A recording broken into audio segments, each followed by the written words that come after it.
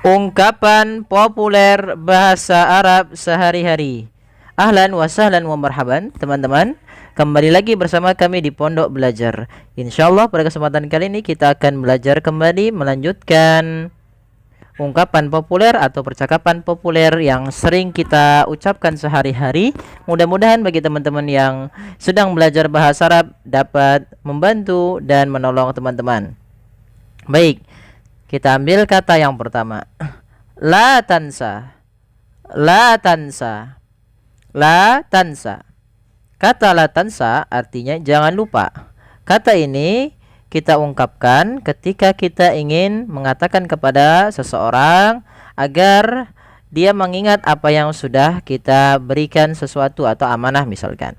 Atau mengingatkan teman kita supaya dia mengingat apa yang kita coba untuk supaya dia tidak terlupa dalam sebuah perkara. La tansa. Kemudian kata yang kedua yaitu la tata'ajjal. La tata'ajjal. La tata'ajjal. Jangan tergesa-gesa. Kata la tata'ajjal atau ungkapan ini kita katakan kepada teman-teman kita agar lebih berhati-hati dalam sebuah perkara dan tidak terburu-buru dan tidak tergesa-gesa, agar ya lebih teliti dalam melakukan sebuah tindakan ataupun dalam sebuah pemikiran. Maka la tata'ajjal, misalnya la tata'ajjal ya akhi, misalnya jangan tergesa-gesa. Kemudian kata yang ketiga la taghdab. La taghdab. La taghdab. Jangan marah. Ungkapan ini ungkapan yang kita sampaikan kepada teman kita atau orang yang kita lihat dia sedang emosi gitu ya. Kita ucapkan la taghdab. Nah, ini kata ini juga banyak dipakai oleh dalam sebuah hadis ya, la taghdab falakal jannah. Misalkan dalam sebuah hadis, jangan marah maka engkau bagimu surga. Karena di sini ungkapan ini menunjukkan untuk kepada kita agar bisa menahan emosi kita dalam setiap perkara kita. La taghdab. Kemudian kata yang keempat, la tamzah. La tamzah. Jangan bercanda. Jangan bercanda. Nah, ini kata ungkapan ini teman ya untuk agar teman-teman kita jangan selalu bercanda saja gitu ya. Atau ya hanya bercanda kemudian tidak serius, tapi kita ungkapan ketika untuk kita mengajak teman-teman kita untuk agar lebih serius. Kemudian kata yang kelima yaitu intazir qalilan. Intazir qalilan. Intazir qalilan. Tunggu sebentar, atau intazir lahzatan, atau bisa juga intazir syuwaya. Ya, ini kalimat ini adalah kita meminta teman kita, misalkan kita sudah mau berangkat. Mau berangkat kemana atau mau berangkat kemana? Untuk menunggu. Nah, dia suruh menunggu bentar gitu ya. Maka intazir qalilan ya akhi. Intazir qalilan ya ukhti, atau intaziri qalilan ya ukhti masalan. Ya, kalimat ini kita gunakan, ungkapan ini kita gunakan untuk meminta teman kita untuk menunggu sebentar diri kita. Kemudian yang selanjutnya, amman tabhas. Amman tabhas. Kalau mau dibaca sampai itu boleh juga. Amman tabhasu.